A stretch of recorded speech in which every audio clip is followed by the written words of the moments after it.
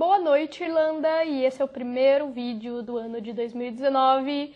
Nós gravamos na virada do ano, mas foi poucas cenas, então nós vamos deixar essas cenas para fazer um resumão, que é aquele vídeo onde entra todas as cenas que não entraram nos vídeos específicos. A gente faz um vídeo só com um resumo do mês. Feliz 2019 para vocês, eu espero que esse ano seja incrível para todos nós. E nós vamos começar o ano com o PF Responde, que é aquele quadro que você já conhece, onde a gente responde a perguntas de vocês aqui. Porque pode ser que a sua dúvida seja a mesma de outra pessoa. E a pergunta de hoje é: quando que a língua, que no caso aqui é o inglês, deixa de ser uma barreira? Porque a língua é realmente uma barreira, gente. Quando a gente muda para um outro país, de uma língua diferente, que a gente tem que aprender a língua, tudo é diferente. A gente não entende o que está se passando naquele país, o que está acontecendo, o que as pessoas estão falando, porque às vezes você consegue ler, você entende as palavras, mas não consegue entender o sentido naquilo. E mesmo na conversação, você sabe o significado das palavras, mas quando a pessoa começa a falar com você, você não vê sentido naquele amontoado de palavras que ela está falando. E é realmente uma barreira a língua, né? E quando que ela deixa de ser uma barreira? Então, eu acredito que pra sempre a gente vai estar aprendendo. Sempre, o resto da vida. A menos que você tenha imigrado quando você era uma criança e você foi alfabetizado nessa língua e você teve toda a sua vivência nessa língua. Porque caso contrário, a gente tem que estar sempre estudando. Mesmo que você more por muitos anos nesse país, sempre vai ter coisa pra você aprender, sempre vai ter uma palavra nova. É igual em português. Sempre vai ter uma palavra que você vai ouvir em uma determinada época da sua vida, você não vai saber o que significa, você vai ter que procurar no dicionário ou vai perguntar pra alguém o que significa aquilo. Então é a mesma coisa. Mesmo que você já saiba falar inglês, já venha pro país, né, falando inglês, já tenha estudado antes, até você acostumar a ler tudo em inglês, a ouvir o tempo todo tudo em inglês, às vezes você vai pedir uma informação e a pessoa começa a falar inglês com você, você não tá esperando, assim, você assusta, é estranho no começo. Então a gente dá umas deslizadas, solta umas palavras em português no meio da frase e é normal. Eu até hoje, quando alguém me assusta, a primeira coisa que eu falo é: ai, que susto. Mas é automático, sai na nossa língua. E eu já tô fora do Brasil há mais de 4 anos, convivendo com a língua inglesa. E também tem o lance do nosso sotaque, porque nós temos sotaque. Pra sempre a gente vai ter sotaque, sabe? A menos que você aprenda enquanto criança.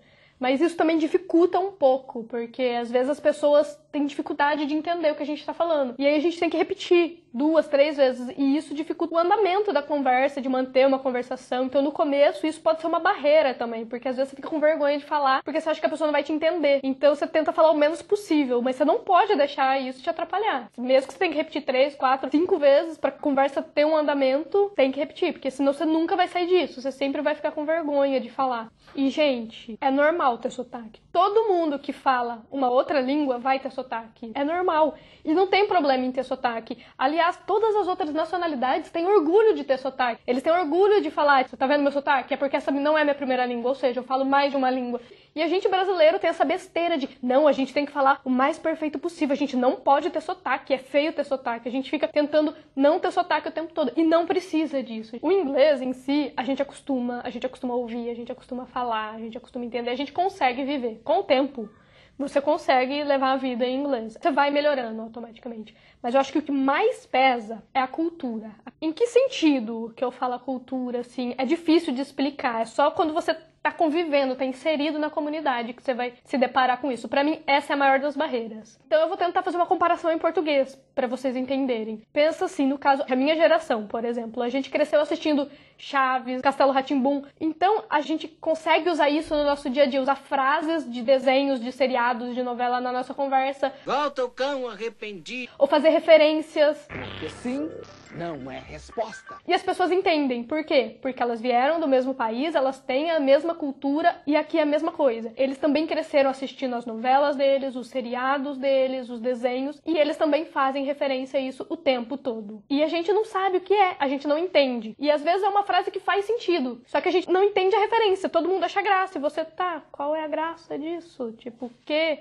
A minha sorte é que eu trabalho com umas irlandesas e elas já moraram em vários outros países, então elas têm noção de como é ser uma imigrante, como é estar em outro país que você não domina o idioma, então elas têm muita paciência. Às vezes elas estão conversando entre si, tá todo mundo rindo e eu fico: tá, tipo, o que tá acontecendo? E aí sempre vem alguém e fala, não, é isso que ela falou, é uma frase de um personagem de uma novela que fala isso, quando isso acontece e tal. É chato, porque quebra todo o flow da conversa, porque alguém tem que parar e me explicar. Todo dia tem alguma cena do tipo, que alguém tem que explicar alguma coisa ou me contar alguma coisa. É legal que eu vou conhecendo aos poucos, mas eu nunca vou saber isso.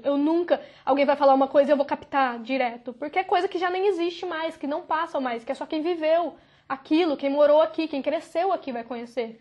E isso pra gente é difícil. É uma barreira muito grande, porque não tem, tipo, o inglês a gente aprende, a gente faz cursos, mas essas coisas culturais, não tem como a gente aprender, estudar. Não é que você precise saber a cultura. Eu vivo aqui e não conheço, e não tem problema nisso. Mas quando você tá integrado e faz parte daquilo, é chato só você não entender, sabe? Tá todo mundo conversando. No caso, nos meus serviços, eu sou a única brasileira. E eles são todos irlandeses. Então eles estão conversando e aí o tempo todo alguém tem que me explicar, sabe? Eu acho chato. Elas não se importam de explicar o contexto, mas eu acho chato, sabe? Não entender. Eu me sinto um pouco excluída. Não que eu seja excluída, eu me sinto, porque elas me explicam. Mas não tem necessidade de eu saber. E elas sabem que não tem também.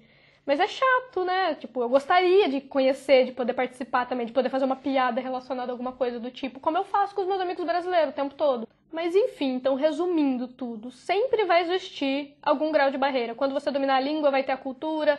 Às vezes você pode até, sei lá, dominar a cultura, dependendo de quanto tempo você já está vivendo naquele país. Às vezes você já consegue ter uma cultura mais recente. Mas aí vai aparecer outro tipo de barreira. Sempre vai ter alguma barreira. Quando a gente é imigrante, a gente sempre vai ter alguma barreira. Então é um degrau de cada vez, gente. Não tem o que fazer. A gente tem que ter paciência e perseverança. Porque vai dar certo. Se a gente focar e seguir as nossas metas, vai dar certo. Então é isso, gente. Vamos todos juntos passar por todas essas barreiras. Não desistam.